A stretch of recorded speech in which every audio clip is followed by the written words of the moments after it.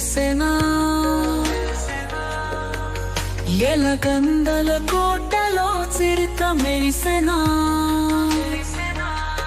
రాజా రాజేశ్వరుని